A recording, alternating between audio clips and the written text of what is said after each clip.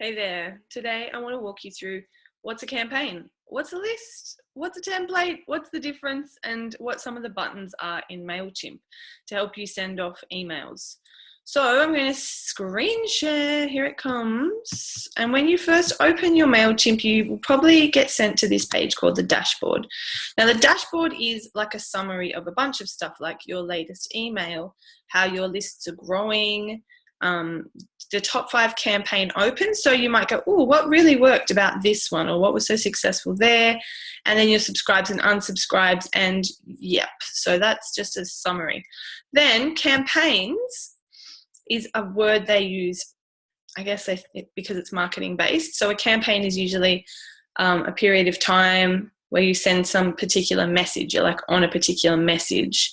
So that is the word they use for each email that you send. So when you want to make a new email and send it out to people, you're going to create a campaign. So these are all the campaigns I've sent before.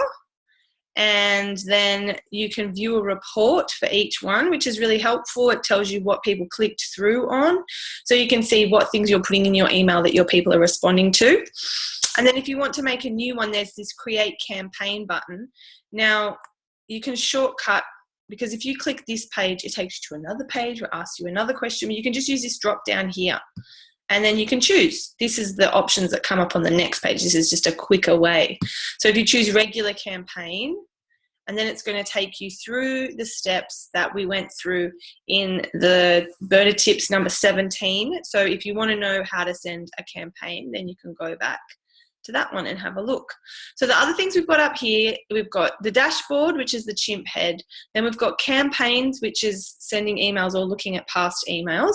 Then we've got templates. So templates is quite nifty because you can create templates. So you might use that if you have an opt-in. So you have a freebie that you give people to entice them to join your list. What I would recommend is having a cohesive visual throughout that process. So on the landing page, and on the sign-up form, you have, say, one of mine has a picture of camellias. And then when people get the email from you, the header would have that same image of camellias. And then all the follow-up for that, while people are still in that list, comes with that same visual on it. And then you might have your main list, which might have your branding on it. You might have a group program, and that might have its own associated image. So that way you can make different templates. Now, I'm not going to go through how to make a template today, but that is my next video that I'm going to do about Mailchimp. So keep an eye out for that one. Then the next one across the top here is lists. And so you can create lots of lists. Like you might have your main list, you might have a list for each opt-in, and you might have a list when you run a webinar, you might have different lists for your group program. And so they all show up here. So this is basically different opt-ins that I've had, and a landing page sign up that I had. This is my group program, another opt-in, and then I've got my main list. And a couple more opt-ins, a webinar was one of them. So each list is a group of people, and you can do different things. So say I've got a bunch of people in this, and this is an opt-in, and once a month I might go and get everyone off my opt-in list and move them over to my main list. And that's really easy. You can just click the list that you want to deal with. And usually when you click a list, a different button comes up. Like actions. No, that's interesting. How bizarre. I think if we go into it, then we can do something to it. Yeah, so when you go into a list, then there's things you can do. You can select everybody, and then you can move them over. So you click actions, and you would move them to a list. Copy them over to a list. Move them over to my main list. And so that's how you can manage your lists a little bit. The next one across the top here is reports. And these are really, really handy to look at your lists and how it's going. So this is all my lists. This is like a big report, shows me what's going well and what's not. It's pretty obvious what's going on there. And then each email campaign that you've sent out, you can look at the report for that. And so let's look at a quick report. Just to have a look at what kinds of things, because looking at your analytics is really, really useful and important.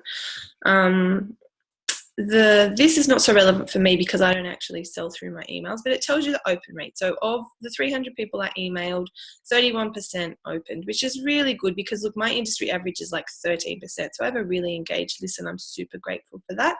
And then you can look at the click rate. So 5.3% of the people actually clicked on something and the average is 1.4. So again, make sure you check the industry averages and like give yourself a little pat on the back because I'm sure you all have really engaged lists. 303 successful deliveries. So 99.7% of the emails actually got sent and got received by an inbox. So I could figure that out, like who's actually not one bounced, you see. So someone's given me an incorrect email or something. Few people unsubscribed, which is great. It's good to just keep your list engaged.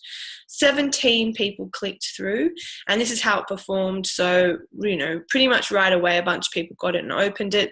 Overnight, people slept, thank goodness. And then the next day in the morning, a few more people opened and a few throughout the day. And this shows you what people clicked. So I popped in a little outsourcing guide. 10 people clicked on that. Evernote, I'm not sure what that link was, but anyway, these are the different things and who clicked on them. So someone clicked through to make an appointment, couple of people clicked through and watch a video, and these are the people who love me up and open my email a bunch. So that's really nice, and it shows you where they are. I've got a bunch in Australia mostly. I've got a few in the USA and the UK, so it's good to know.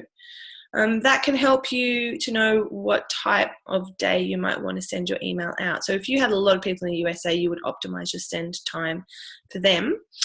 That's enough of reports. Analytics, I could go on all day because you can really get a lot of great information out of that. There is somewhere usually where it tells you who's on mobile and who's not there. Anyway, you can mine down into all of these and have a good old look at what's going on with your people. And then automation is when you pay for Mailchimp and you have some workflow set up. So I actually don't have any automation set up this week, but that is coming really soon for me. And you can pay for automations, and then what that means is you draft an email and have it there waiting, and you say, oh, one day after the opt-in, I'm going to send people this getting to know me email. And then 2 days after that, I'm going to send them another email about this other thing I do. And then a couple of days after that, we'll send them another email. So that's when you get to really leverage your time and get more of you to people.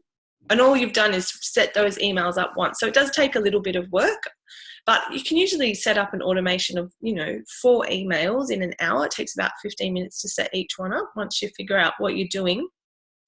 And then that just works for you while you're chilling out by the pool or doing something else that you'd rather do in your business.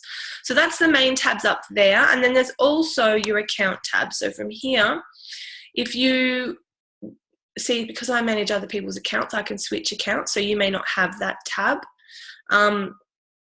And you can also look at your profile, which is, I don't know how interesting that is. That's just my, my details. And you can change your password there. You can change your photo. Yeah, well, let's not do that because that's kind of confidential, not terribly. And then account is your account details. And this is where you can have a look at your settings, billing, extras, integrations, because what you'll have is API keys. So if you want to register your Mailchimp with another app, and like I've just been playing with ClickFunnels and they needed an API key, so that's where you find that. And also you've got users. So if you do pay for automation and you work with someone else who is going to manage your social media, rather than give them your Mailchimp logger, you can just add them as a user. There's all kinds of spiffy little things. Every single one of these drops down into another many things, but that's about it. That's my tour de la Mailchimp. Hopefully that helps, and keep an eye out for the template video that I'll do in the next few days. And also there is a video previous to this that was all about sending your first email. So yeah, you could check that out if you need a hand with that. And if you like this video, you could give it a thumbs up or comment. Let me know any questions you have. If you want more videos from me, you can subscribe, or you can go and stalk me out on my website or my e-learning platform. All those are in the description. So I hope that helped. Have a good day. See ya.